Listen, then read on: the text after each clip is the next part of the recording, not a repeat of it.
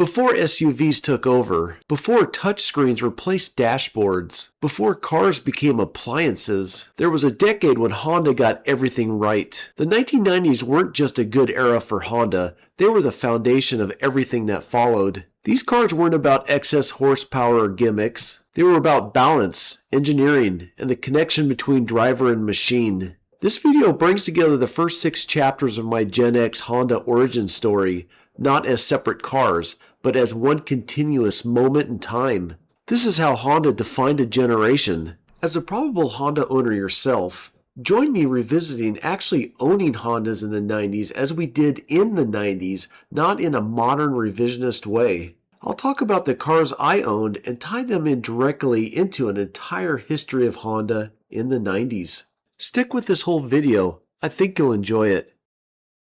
The 1987 Honda CRX SI, the first of the 20 Hondas I've owned in my life. I purchased this car in 1991 in my first year of college. It somehow already had 70,000 miles on it in just 4 years. This car kicked off not only my love affair with Honda, but arguably Gen X as a whole. It packed the 1.5-liter single overhead cam D15A3 engine with 91 horsepower and 93 torque. Of course, it was based off the third-generation Civic. Those numbers may not seem like a lot, but at 1,900 pounds, its performance will surprise you. These 80s cars were before severe government safety mandates that would make a Civic-sized car like this 1,000 pounds heavier in 10 years. Unfortunately, the images of the CRX in this video aren't mine, but they are an exact copy. The key point of my video series on my Hondas is to also explain to older and newer generations why Honda was the car for Gen X starting in the late 80s. Let me explain why. I paid just $500 for my first high school car in 1989. It was a 1985 Ford Escort. This thing only had 30,000 miles on it. This generation of Ford Escort not only existed at the same time and year as the CRX and Civics, but it also had the same price range, so they are directly comparable. The CRX had a 0 to 60 of 8 seconds and a quarter mile at 16.3. That's where the 1,900 pounds factors in. It also featured a .83 lateral G, which even by today's standards is pretty good, but for the 80s, it was fantastic. This is why the CRX was called the go-kart of the 80s, like the Miata was for the 90s. The Ford Escort with its larger 1.6-liter engine had a 0 to 60 of 12.4 seconds and a quarter mile of 18.8 seconds. Throw in a lateral G of 0.62 and I think those numbers simply leave you speechless today. I can't even think of a modern comparison. I recall the Escort having issues just driving up hills. Being a poor young punk in the days of bumping, I couldn't afford 15-inch subs in either car. But I put my $3.05 per hour pay from Taco Bell into a CD player, amp, and good old Pioneer 6x9s in both cars. Funny enough, the Escort had the first Sony CD player ever built for a car with no technology, so every time I hit a bump on the road it would skip. By the time I bought a CD player for the CRX, they had developed multi-sampling so they didn't skip as much. The point being is that I was doing light modification to both, and the difference in quality of build was shocking between the two. The Ford was quote-unquote engineered with absolute wire chaos. Everything was literally open wires that were barely managed. When you pulled the carpet up off the floorboards, wires were just running across the floor. When you cracked open the Honda for the 80s, you witnessed an amazing display of compartmentalized engineering. Everything would run in channels using quality connectors. Modules fit like Legos everywhere on the car. By the time I had to basically give away the Escort for the CRX, it was only 5 years old, had less than 50,000 miles on it, and was burning oil from a blown head gasket, and nothing else was working on the thing.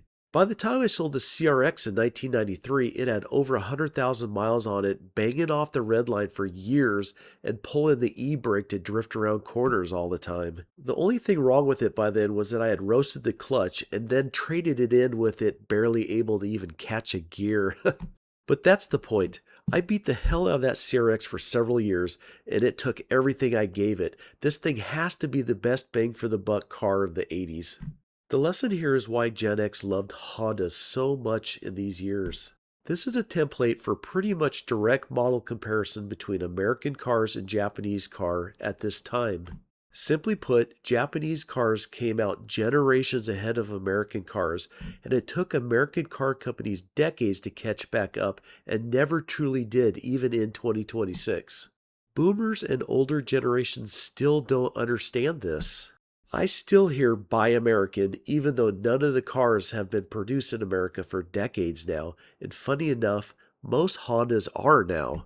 They are simply stuck in their generation, worshiping the cars that were good long ago in their youth and not updating their paradigm to modern reality.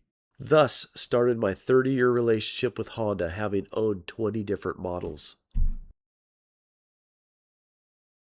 The 1993 Honda Del Sol SI, the second of 20 Hondas I've owned in my life. I traded my first Honda, a 1987 CRX SI, in for the Del Sol used with only 6,000 miles on it. The thing was still brand new. Based on the 5th generation Civic, many people didn't realize the Del Sol is the 3rd generation CRX. Marketed so in every country except the United States, where just the Civic sticker was kept on the back. This was controversial for some people, especially previous CRX owners who made up silly reasons as to why it was not, and I'll talk about that later. The Del Sol SI packed the brand new first appearance of a Honda D16Z6 1.6-liter single overhead cam VTEC engine in the United States, sharing it with the Civic Si. This engine has 125 horsepower and 106 torque and redlined at 7,200 RPM. It ran a 0 to 60 in 8.4 and a quarter mile in 16.1 seconds. Now, in my last video, I spoke about the weight of my 97 CRX SI being 1,900 pounds, and that the Del Sol SI at this point was already up to 2,400 pounds.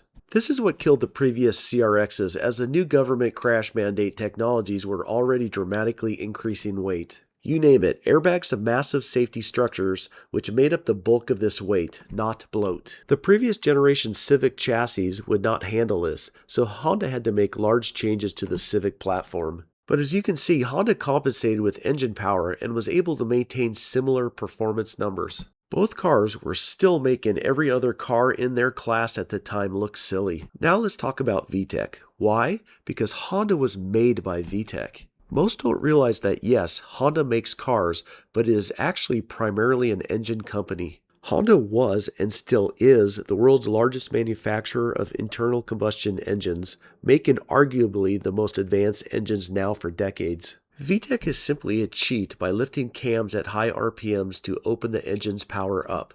This allowed the engine to run very fuel efficient in normal driving, and when VTEC kicked in, shifted into high performance mode. For the single overhead cam VTEC models, this was minor compared to the new dual overhead cam versions that were out 1 year earlier on the Acura GSR. These 4-cylinder Honda engines in the early 90s dominated any engine in their class by far. Stock for stock, these little dual overhead cam VTEC cars could accelerate and handle better than a car like a 4.8-liter Mustang GT of the time, having dual wishbone suspension.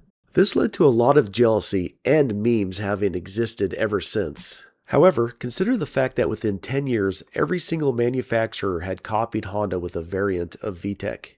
That fact obviously tells you the story of how good VTEC was. Alright, back to the Del Sol. I did love this Del Sol even though I only had it for a year, and I modified it a little bit. These are the actual images of my Del Sol before the days of digital cameras. I snapped these from a video I took of the car with a Sony camcorder. ChatGPT cleaned them up perfectly and brought out the true color as it would have looked in that day. I am embarrassed at the first wheel choices I picked in the 1993, but 16-inch wheels on Hondas back then were unheard of and I gave it a shot, but it wasn't great. I never was quite happy with the wheels, but the good thing is in less than a year I lost them and got my hands on a good set of 15-inch rims, which were much better for the Del Sol. This is a story for my next video. I really like this car. The target top design was amazing, and as a 20-year-old I shredded the car for a good year. I did feel like it was a step down from my CRX in performance, just a lot softer. This is an actual Excel spreadsheet I created tracking how many miles I put on the car. Gas was only $1.39 a gallon and I got over 30 miles per gallon. Awesome for 1993. Yet still, I did get into a lot of trouble with the popo. This is a picture of me in this Del Sol. It's a long story. I'll leave it up to your imagination. In the end, I did solve the 1993 Del Sol SI softness issue quickly, and I'll talk about that in the next videos. Stick around.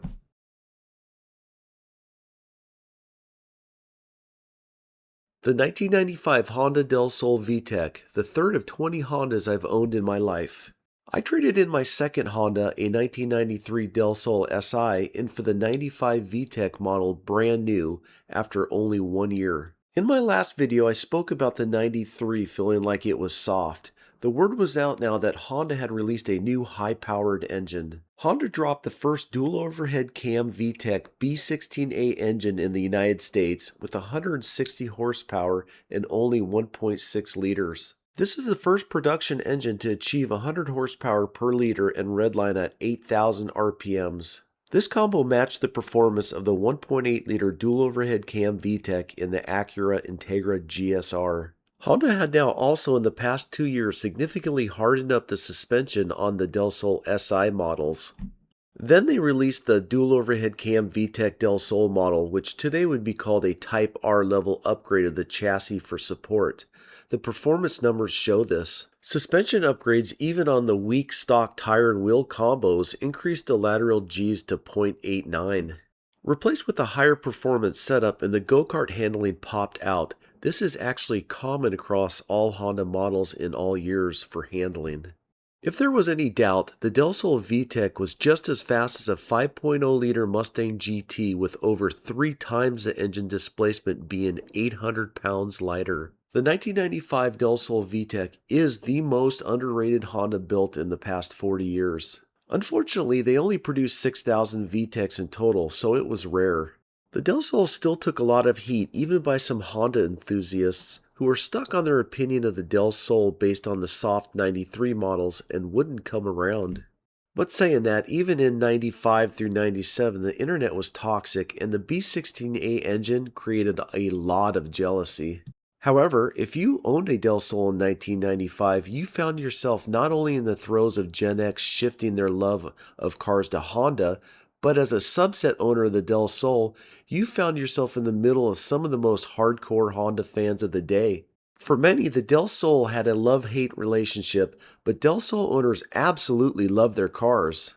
Club Sol proves this. Let's talk about it and fight the revisionist history out there because this is real Honda history. I created Club Sol, the Honda Del Sol enthusiast club on the internet in 1995 just after the internet switched from Gopher on Unix servers to HTML pages. As you can see, like most pages back then, it was all basic HTML. Within 3 years, Club Sol had over 1,000 paying memberships and had serviced over 25,000 Del Sol owners. This is amazing considering Honda only released a total of 75,000 Del Sols, and this was the early internet before it was mainstream and backed by dial-up modems. By 1997, Club Sol already had chapters around the United States and several more around the world, producing dozens of local and several national meetings. Del Sol owners loved their cars, that's for damn sure. I eventually had to give up Club Sol since it was a drain on my finances and people weren't happy that I had traded my Del Sol in for this by 1999. What can I say? This was my late college car, which meant that even 30 years later, it's the car I grew up with and loved more than any other. I feel like I can say this today, even after owning 3 Honda S2000s.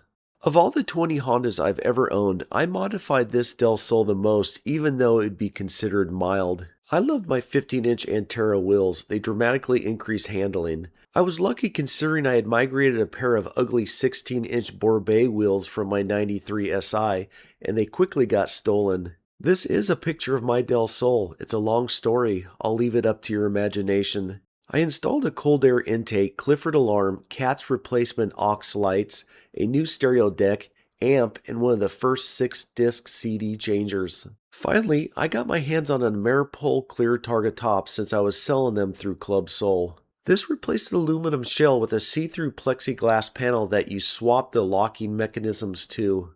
Unfortunately, the thing had a problem flexing above 80 miles per hour, so I rarely used it since I seem to be usually driving that fast. In conclusion, good luck finding a VTEC model today or any clean Del Sol.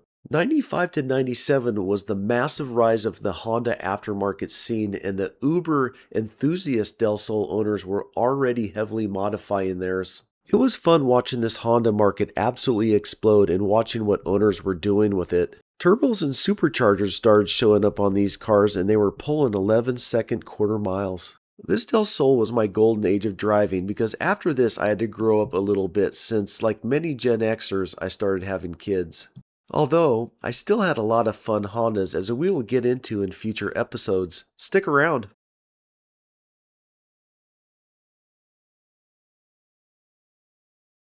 The 1998 Honda Civic EX, the fourth of the 20 Hondas I've owned in my life. I got married, and the first thing I did for my wife was trade her Toyota Tercel in for a brand new top-of-the-line 1998 Honda Civic EX. This being the new 6th generation Civic after having now owned a 3rd and 5th generation. Looking back, there was nothing that new and special about this Civic. Its 1.6-liter single overhead cam VTEC engine produced the same horsepower that even the 93 Civics had, such as my 93 Del Sol SI. And it's the same for base performance, pretty much the same as every SI or EX that came before it. It was still better than its competitors, such as my wife's Toyota Tercel, which was generally in the same class and price point, but look at those performance numbers. Ouch! I don't have much to say about this Civic since it wasn't my daily driver, and I only found 2 poor pictures of the one that we actually owned. In general, it was a fantastic driving car for my wife for over 2 years. The only alteration I made on this car was to take off the cheap wheels and covers and put on the stock 1995 Del Sol VTEC wheels that I still had.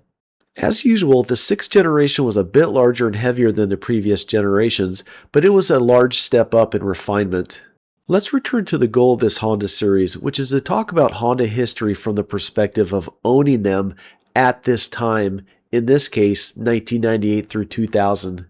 This is a great time to start talking about Civics in general, since there was big changes between the 6th and 7th generation Civics. As you can see, every generation of Civic was not only heavier but larger than the previous generations. In the 90s through the early 2000s, most of the weight was due to government mandates. More and more airbags, impact beams, and crumple zones. For the 7th generation that came out in 2000, there was also a significant increase in quality and comfort, including items like leather seats. However, everything else across the board was purposefully muted. The largest change was that Honda replaced the expensive road-hugging double wishbone suspension with cheap McPherson struts. This made the Civic feel heavier and more isolated and not as connected to the road. The engines also went from being more wild and revving to being designed more tame with fuel efficiency engineering. VTEC kicking in, yo, became I think I felt something. In short, the 6th generation went from being built for drivers to the 7th being a new global platform for everything else. Think the new soon-to-arrive Civic CR-V. I will note that I also owned a 7th generation soon that we'll talk about. Now, I was still rolling around in my Del Sol VTEC and running Club Soul, and this topic was well discussed with enthusiasts, and many were not happy. The feeling was that Honda didn't like seeing all these souped-up Civics running around, so they wanted to tame it up a bit because the real sales were with normal people and not hot rodders. While the Civic enthusiast aftermarket still continued on, it was never quite the same by 2000 after the 7th generation. However, at the same time, even by 1998, Honda had released this picture and said it was working on something new for enthusiasts. Guess what that turned into? Hint? In conclusion, the 6th generation did remain a go-to car for the enthusiast for some time due to its driver-oriented design. The 2000 Honda S2000, the 5th of the 20 Hondas I've owned in my life.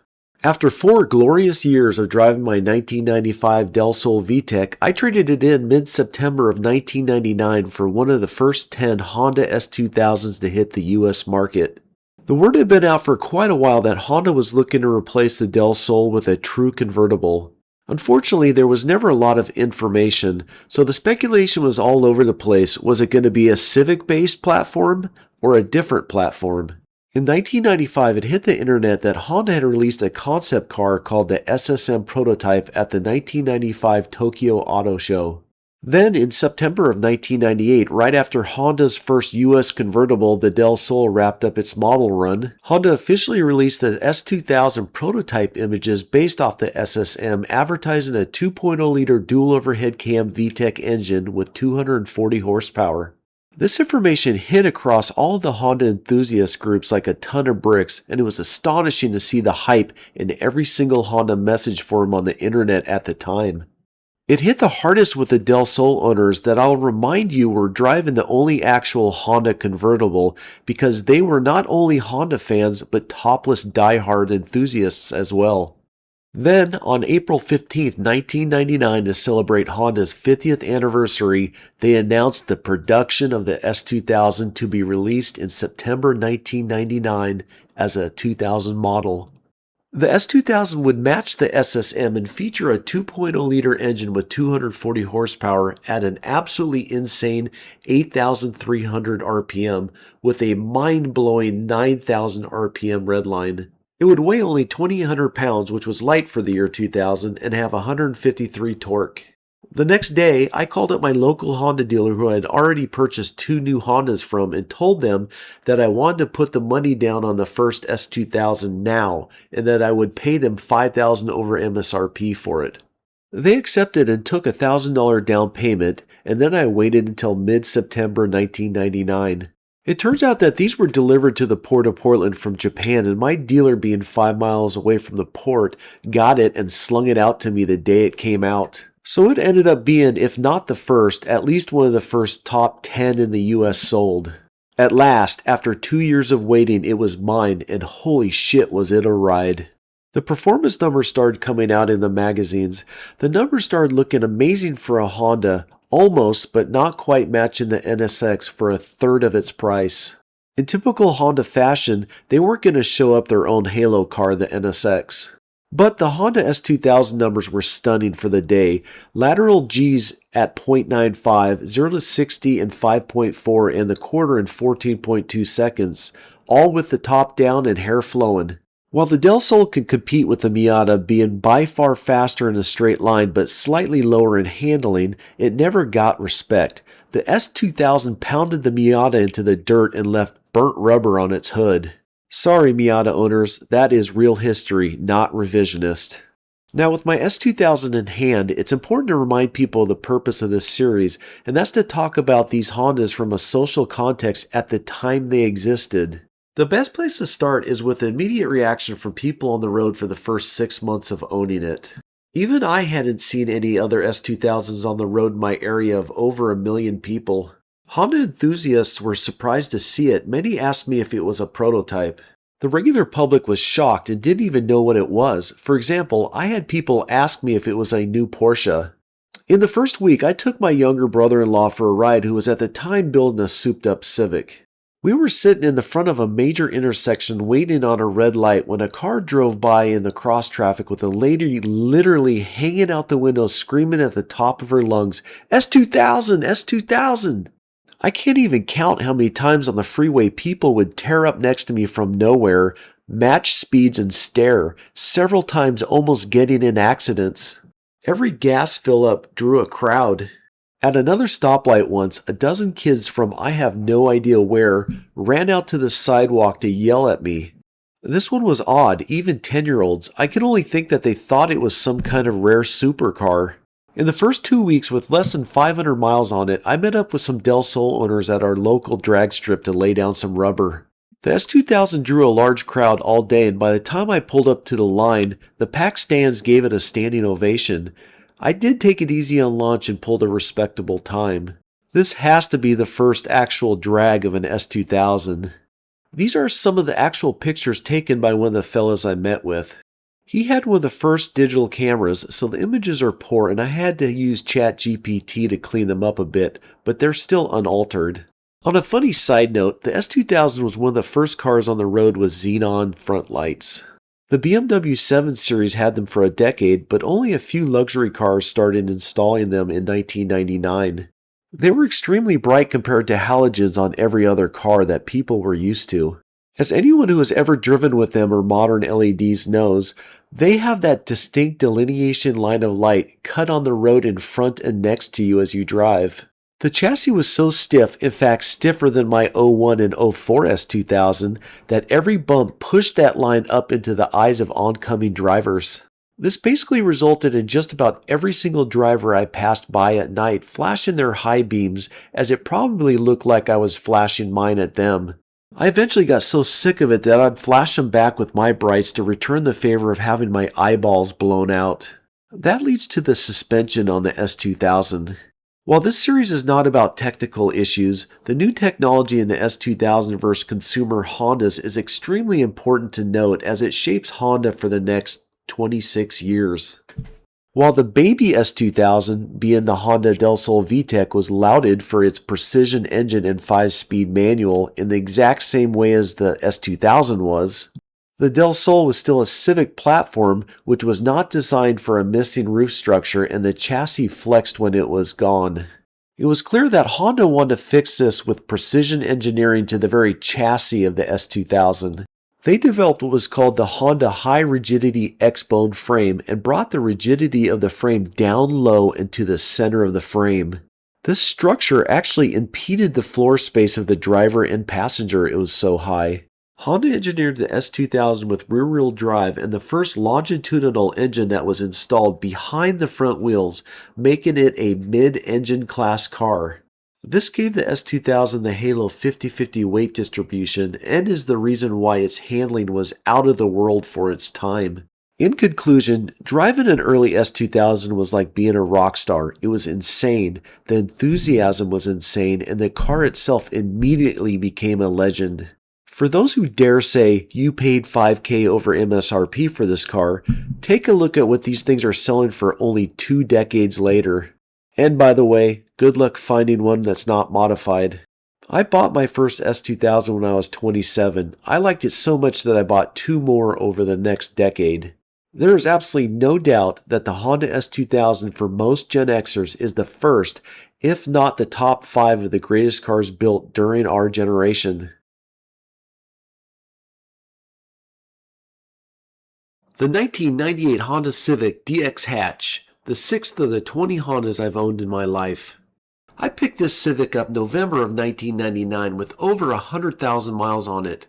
I paid only $2,500 for it from a private seller. If you have been watching my series, you may be confused since I had just purchased a Honda S2000 and my wife was still driving a 1998 Civic EX. The fact is that the S2000 never saw a drop of rain. It was a garage queen. This Civic was my daily driver, so this was the first time I had 3 Hondas at the same time. This worked perfectly since my drive to work every day was an hour through bumper-to-bumper rush hour traffic, and driving a manual S2000 would have worn my knee out. My new 88 Civic DX was directly comparable to my 87 CRX SI, same generation Civic, so it fit like a glove. While a little different with a more fuel-efficient design, the engine had similar horsepower and torque.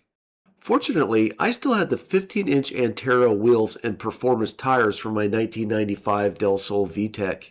Like most Hondas, this simple change alone made the handling actually pop, and it felt as go-karty as the CRX did. Even with the S2000 in the garage, I actually absolutely loved driving this Honda Civic DX. While not being that fast, it was still fun as hell, very much like another Honda I owned a decade later. For me at this time, having 3 Hondas with their insurance was a serious financial stress. Both my wife and I were in the beginnings of our careers at that time. My 1988 Civic DX was in amazing condition, especially for $2,500. The only thing wrong with it, which may have forced the person to sell it, was that the heater wasn't working. This started causing me grief as it turned winter, and I was forced to roll the dice taking it to my dealership to fix. Having purchased over 25 cars from dealers, even by 1999, I knew that any interaction with a Honda dealer was dangerous to my pocketbook. Advice to you all, never, ever trust a Honda dealer in any dealings that you may have with them. I think I have standing here with this fact, having purchased over 15 new Hondas. This has been consistent over 3 decades. Terrible dealerships have been one constant with all the Japanese cars I have purchased, including Honda, Acura, Toyota, Lexus, and Subaru. Heck, one of my worst experiences was with a Lexus dealer. However, in this case of my Civic, I was shocked when the mechanic at my Honda dealer sat next to me in the Civic and fixed the heater by yanking on something in the dash. He said that it was a common problem with this Civic. How many other dealerships would have charged me $1,000 to replace the entire heater? I drove this '88 Civic DX hatch for more than 2 years. Then ended up selling it privately with 20,000 more miles on it for $4,000, which was $1,500 more than I paid for it. This video ends chapter 1 of this Gen X series since we have now covered all the Hondas I purchased and drove in the 1990s. The next videos will cover the Hondas I owned in the 2000s. For Honda, this was also a completely new era that literally started in the year 2000 as Honda really matured as an automotive company. At the same time, my wife and I were starting to advance in our careers as younger Gen Xers. I hate hearing this, and I hate saying it more. However, if you like this series and want me to continue, please hit like and subscribe so the infamous YouTube algorithm will actually start boosting the video. Also, click on some of these videos to continue the journey into Honda as well as many other Gen X topics.